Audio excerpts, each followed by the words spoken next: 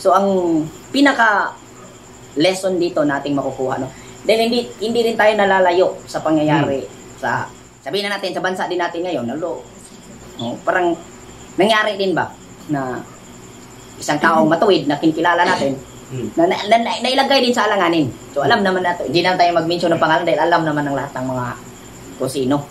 Okay, magandang gabi sa lahat mga kapatid at kag samiak Purim sa lahat ng mga Jewish believer o sa lahat ng mga nagsiselebrate ng Purim. So alam nating lahat, no, na ito'y selebrasyon mula sa ating mga kaninuan na naitala sa kasaysayan ng Biblia sa aklat ni Esther.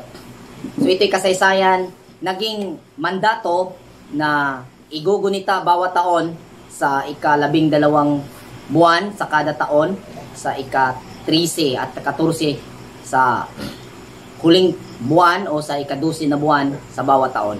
So ang salitang Purim mga kapatid ay nangangahulugan na ripa kung sa Bisaya pa. Tagalog ganun naman siguro din na ripa rin. Ang pangyayaring ito akin na lang pong i-summary. Dahil kung babasahin natin yung buong sulat sa Esther ay masyado pong mahaba. So alam po nating lahat na ito'y naganap sa Persya, kaharian ng Persya sa ilalim ng pamumuno ni Haring Asuero. Ang unang reyna sa naitala dyan sa Esther ay si Reyna Basti. Ito'y nagkaroon ng paglabag o hindi na magandang ugali ba, kung saan ipinatawag siya ng kanyang asawa na si King Asuero upang ipakilala, ipakita sa mga kanyang mga opisyal sa kaharian at sa mga bisita, ngunit hindi sumipot si Queen Basti. Nagalit ang hari at nagmungkahi ang kanyang mga opisyal na ito'y kailangang bigyang ng kaparusahan o baga sanksyon, dahil kung hayaan lang ito baka tularan ito ng mga kababaihan sa buong kaharian ng Persya at hindi na marirespeto o hindi narirespetuhin ang kanilang mga asawa. So sa madaling salita, nangyari na nadetron itong si Reyna Basti. Nagkaroon ng mungkahi ulit ang mga opisyal na humanap ng magandang babae sa buong kaharian na sasakupan ni King Asuero, at sa madaling salita, nahanap sa Susa itong isa sa mga magagandang babae is si Kadasha. Sa Hebrew po, Kadasha, yun po yung pangalan ni Queen Esther. So yung Esther na pangalan, yun po yung pangalan niya doon sa Persya. Pero sa Hebrew, yung pangalan na ibinigay ng kanyang tatay ay Kadasha. Naging wala nang po itong si Esther, wala nang tatay at nanay, at ang tumayong kanyang nanay na tatay ay si Mordecai o Mardukyo. Itong si Mardukyo, ito'y isang mula sa angka ng lipi ni Benjamin sa kay Kis.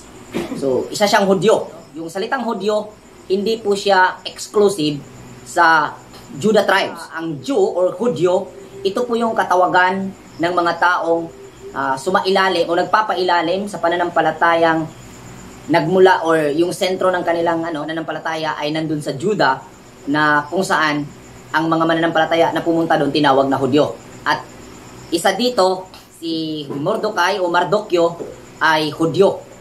So nililinaw natin na yung pagka-Hudyo ay hindi po exclusive na para sa itatawag lamang sa mga tribo ni Judah. Kasi inano natin ito kasi mayroong mga katuruan na nagsasabi na yung Hudyo daw, exclusive yun. Pagka ikaw ay Hudyo, yun ay mula ka sa tribo ni Judah. Pero hindi po. At isa po dyan patunay, nandyan po yan sa sulat ni Esther, kung saan ipinakilala dyan ang pagkatao ni Mardukyo na siya ay Hudyo mula sa lipi ni Benjamin, anak ni Kis. Continue natin yung istorya mga kapatid.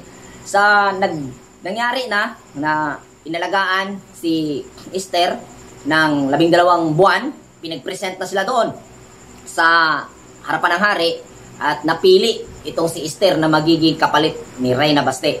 So, naging habilin ni Mardukyo ng kanyang tiyuhin na naging tatay na tumayong tatay niya na huwag ipaalam ang kanyang angkan, yung kanyang pagkatao ba kung ano siya. So, yun yung habilin. So, na itanghal na naging reyna siya, hindi niya na ipakilala o hindi niya pinakilala ang kanyang lahi kay King Asuero. So, yun yung naging habilin kasi ni Mardukyo. So sa madaling salita, naging reyna na si Esther at si Mardukyo ay mayroon siyang nakaugalian na doon talaga siya sa palasyo ba mag-standby. At mayroong mga eunuko na nagalit sa hari at plano nilang patayin si King Asuero. Ngayon, ang nangyari, si Mardukyo ang nakakuha ng informasyon at inire-report ito sa pamagitan ni Esther at napatunayan nung inusisa ang report na iyon ay totoo at pinatay yung dalawang eunuko na nagbabalak na patay ng hari. Nag-utos si King Asuero na ang kasaysayang iyon ay itala sa yung pangyayaring iyon ay itala sa kasaysayan ng kaharian ng Persya. Umikot yung storya, dumating na ang storyan tungkol sa pananampalataya kasi pagka Hudyo pananampalataya ito eh. So ngayon, itong si Mardukyo may ito eh, may sinusunod na ugali nila sa pananampalataya. Ngayon si Haman, ito'y isang opisyal ng hari na sunod-sunod yung kanyang promosyon. Ngayon inuutos niya ang hari na sa pamamagitan niya luluhod ang lahat ng mga tao doon sa kaharian kung nandoon si Haman. Ngayon pa man, kung nandyan si Haman, itong si Mardukyo ay hindi lumuhod. At sinabi niya, at sinabihan siya ng mga kasama niya na ba't di niya ginawang umispito. So ang doon is kasi Hudyo siya. So bawal kasi sa kanila na magpatirapa sa ganun na hindi naman yun ang hari. Sa madaling salita, galit na galit si Haman dahil sa hindi patirapa ni Mardukyo sa kanyang sarili. So ngayon, plano ni Haman na lipulin hindi lang si Mardukyo yung angkan talaga. Dahil nalaman niya na marami sila nung nabihag ang Jerusalem sa panahon ni Nabucodonosor, na Haring Nabucodonosor, nga dinala sila at nandun na sila sa kaharian ng Persya. Ngayon, ginawa niyang ipinakiusap sa hari na itong mga taong ito ay mayroong ibang batas na sinunod. So, ipinakiusap niya na mamatay lahat ito. So, ngayon, sa madaling salita, tinrabaho niya yung, kumbaga, yung legal process ba? Tinabaho niya yung legal process para matatakan ng hari yung inihain niya. Ngayon, natatakan nga ng hari ito at inischedule niya kung kailan patayin yung mga Hudyo. Dahil sa nagkaroon ng, siyempre, natakot si Mardukyo at dumating sa kanya yung pangyayari na may na sa hari at na tataka na talagang i-implement na. Ipinaalam niya kay Esther yung ganong pangyayari. So, ang naging pangyayari ay si Esther parang natakot. Takotin si Esther. Sabi ni Mardukyo, baka akala mo na dahil nandyan ka, pero kung malaman at yung inihain ay lahat ng Hudyo patay, hindi ka rin makakatakas. So niloob siguro na nandyan ka para maligtas ang buong bayan. At isa sa pinaka-risky na pangyayari, nung lapitan ni Esther, yung hari, nasa parang convention ba? Nasa meeting sa mga opisyal. At yung nakaugalian, kapag pumasok ka doon na hindi ka pinatawag ng hari at hindi niya maibigay yung kanyang sitro, papatayin ka ng PSG na nandun. So nung pumasok doon si Esther, pero naghanda na si Esther noon, nagfasting na si Esther. Nagfasting din si Mardukyo. So ang pangyayari, pumasok doon si Esther at nagbihis ng siya bro, nagpagwapa siya mayo ba. So bisag grabing na siguro ato kanang pressure si King Asuero sa plano sa pagpadagan sa gingharian, pero pagkakita niya ang Esther kay gwapa man kayo.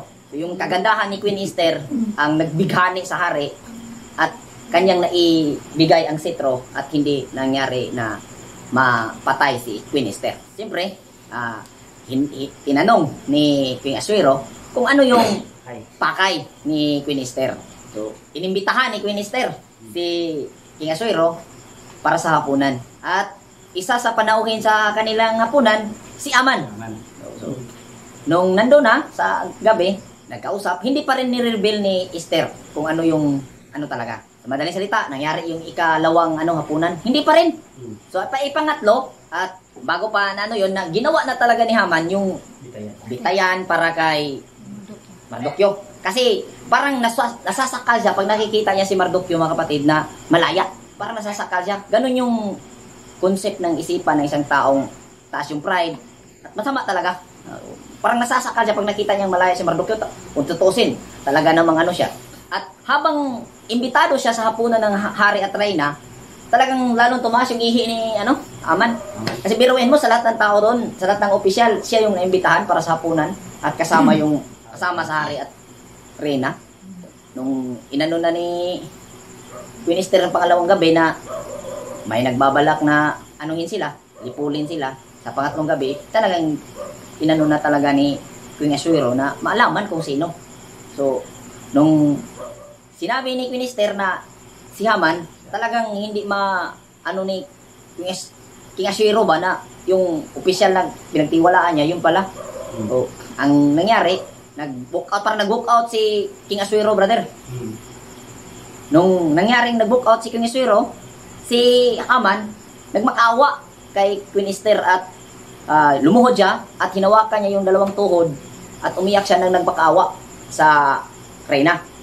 Ngayon, nung bumalik si King Aswiro, brother, nakita niya na yun yung ginawa ng humawak. Siya, gago ka. Gusto mong patayin ang angkan ng asawa, ngayon, plano mo pang pagsamantalahan ang aking asawa. So, yun yung nangyari, mga kapatid. So, ang pinaka lesson dito nating makukuha, no? Dahil hindi rin tayo nalalayo sa pangyayari sa, sabihin na natin, sa bansa din natin ngayon, no? Parang nangyari din ba na isang taong matuwid na kinikilala natin, na nailagay din sa alanganin. So alam naman natin, hindi na tayo mag-mention ng pangalan dahil alam naman ng lahat ng mga kung sino. Yung taong matuwid na nailagay sa panganib, na parang wala na talagang mapag-atrasan ba? Nasa dindiin na talaga. Yung bitayan, ando na talaga. Ready na talaga yung ready na ba? Ando na si Aswiro, ando na. Si Mardukyo. Itong tao namang ito, kilala naman natin ito, mga kapatid, no? Talagang gumawa ito ng mabuti sa ating bayan. At kita naman natin na talagang yung serbisyo ng taong ito ay talagang kuan ba sa ating mga puso bilang mga Pilipino. Dahil ako rin, since ilang presidente na rin ang datnan ko nung nagkamalay ako, ilang pangulo na rin, ilang leaders na rin, next na naranasan ko sa pamumuno lang ng taong ito sa loob ng 6 na taon, na-experience ko yung pagbabago ba? Yung pagbabago ng mga government sector. Na dati, ako, employee ako, ordinary employee ako. Naging janitor ako, naging ako sa mga mall. At habang kumukuha ka ng mga requirements noon, masungit yung mga empleyado. Yun yung experience ko. Since nagtrabaho ako, nag-comply ako ng mga requirements, nung kumuha ako ng mga requirements, every 5 months, brother, kumukuha ako ng requirements sa mga public, office na nire-require doon, makukuha natin doon. Pag, ka doon, parang natakot ka sa mga doon sa mga empleyado doon. Kasi napaka-stricta, parang pagalitan ka, parang hindi mo naramdaman yung serbisyo ba? Hindi mo talaga naramdaman yung serbisyo. Pero, sa totoo lang, since dating itong pangulong ito, itong leader na ito, nabago yung mga doon sa mga public office natin, na talaga ng magandang serbisyo sa bayan. So, yun yung experience ko. Hindi ito kayang baguhin ng sino man. O sabihin ng kasi experience ko ito At dati kasi, alas 11:30, ang mga government employee, nag-break na yan. Nagbigay na yan ng non-break, dyan sa table. Pagkatapos babalik yan, 1:00. Pero 1:00 hindi pa. Mga malapit na 2:00 pa sila babalik. Pero nung umupo itong taong ito, na naging leader ng bayan, walang lunch break. So tuloy-tuloy yung serbisyo, mga kapatid. At dito ko rin naranasan na kahit maglagpas 5:00, may mga offices tayo na lalo na sa na i-extend nila. Pero noon dati wala talaga Pagka 4:30 cut off na talaga. So, yun yung magandang na-experience ko. So itong pangyayari ni Mardukyo ang naging nagliligtas. Alam naman natin yung istorya na niligtas talaga ng Elohim si Mardukyo sa paraan na yung kasi yung isipan kasi ng tao, ito kasi yung aanuhin lang ng sistema ng Diyos ba. Tingnan mo ang pananaw ni King Aswiro sa pagpapatirapa at pagmamakaawa ni Haman, naging malisyuso. At naging ignition ito para mabaliktad yung sitwasyon. Naging nabaliktad yung sitwasyon na talagang baliktad talaga. Automatic baliktad yung taas, atik, nasa baba talaga. So, ang nagiging makapangyarihan dito, bakit na ganito yung nangyari? Kasi Diyos naman yung kumikilos dito. Ang kapangyarihan dito, yung gawa ni Mardukyo. Ang kabutihang gawa ni Mardukyo. Ito yung deposit ni Mardukyo eh. Ang makapangyarihan dito, kasi hindi din naiintindihan ng tao eh, yung pagkilos ng Diyos ba? Kasi yung pagkaunawa ng tao, ang Diyos separate sa tao. Pero yung ginawa ni Mardukyo kasi, yun yung, ang tao, ang Diyos kasi at ang tao nananahan kasi ang tao sa Diyos. Sa sistema na kung saan nag-active ba, na na-experience natin sa katawang ito. Nung pumabor at napatunayan na ang gawa ni Mardukyo na purify, naging tagapagligtas ni Mardukyo ang kanyang ginawang kabutihan. At nalaman yung kanyang ginawang pagligtas sa hari. Na-retrieve doon kasi hindi yun hindi na yun na ano ni Mardukyo ba o ni King Asuero kung sino yun. Nalaman na si Mardukyo pala ang gumawa nun. At ito yung masaklap na mangyayari ha. Ang gusto kasi ni ni Haman, ang parangalan siya ba? Pero itong pagkaalam ni King Asuero na si Mardukyo pala yung nagligtas sa kanya, sa pamamagitan ng report nung nalaman yung dalawang yunukon nagplanong pagpatay sa kanya. Ito pangalawang gabi yun bro, nung naghapunan sila. Na akala ni Haman siya yung taong paparangalan. Kaya ang sabi ni King Asuero, ano ang pinakamabuting gawin ko para pagpapakita ng pagpaparangal ng taong ito na nagligtas sa akin, nagkagawa ng kabutihan sa kaharian. Yung pinakakilalang tao daw ko, no? Mo isasama, tapos isakay daw doon sa karwahe at bihisan ng bishari yung taong paparangalan. At isigaw nung taong magdala, yung opisyal, iikot doon sa buong palasyo para ipaalam na ang taong ito ay pinarangalan ng hari. So nung naimungkahi ito ni Haman na yun ang gagawin, sinabi ng hari, Haman, gawin mo ito kay Mardukyo. So, akala niya siya, parang nasunog siya. So, yung glory ba? Amen. Yung pagpaparangal ng Panginoon, biglang nag-twist. So, binihisa niya si Mardukyo, tapos sumigaw siya sa palasyo. Siya yung naghila ng kabayo, ng karwahe. Sabi niya, ang taong ito, pinarangalan ng hari. Tapos plano talaga niya, nabibitay yun. Tapos yun ang nangyari. So, yung kabutihan ba, may pambihirang magagawa. Amen. Magtiwala lang tayo. Amen. Magtiwala lang tayo.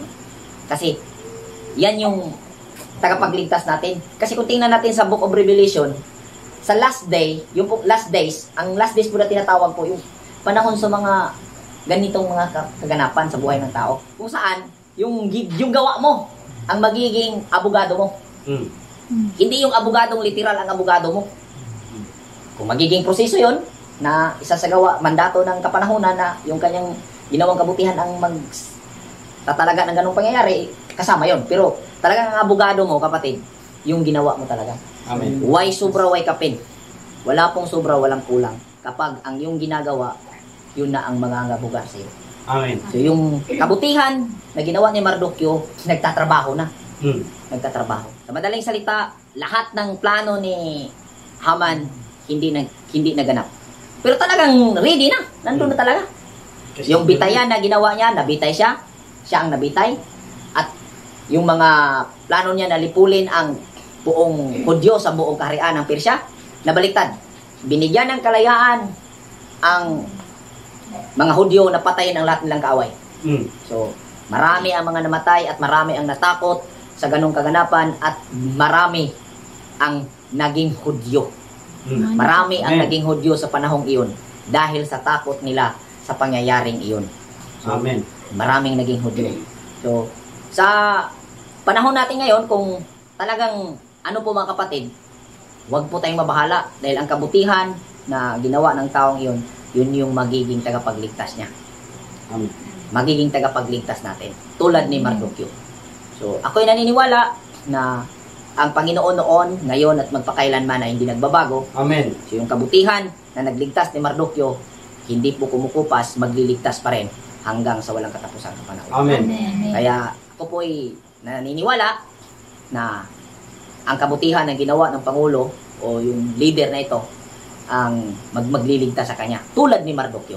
Amen. At magiging employee ito at magiging malaking karangalan ito at malaking kapurihan ng kabutihan dahil mamatay man physically o sabihin na natin mamatay man talaga yung tao, hindi pa rin yan ang sabihin nating pagkatalo. Kung naniniwala na ang kabutihan ay magiging tagapagligtas sa lahat ng tao at ang kasaysayan ng Purim, ang pangyayaring ito, magiging inspiration sana sa lahat, lalong-lalo na sa mga nag-celebrate ng Purim na magtiwala tayo sa Panginoon, magtiwala tayo sa kabutihan dahil ito ang tagapagligtas natin. Magandang gabi sa lahat, Kag Samiak Purim sa ating lahat. Shalom Aleichem. Alikim. Shalom. Shalom.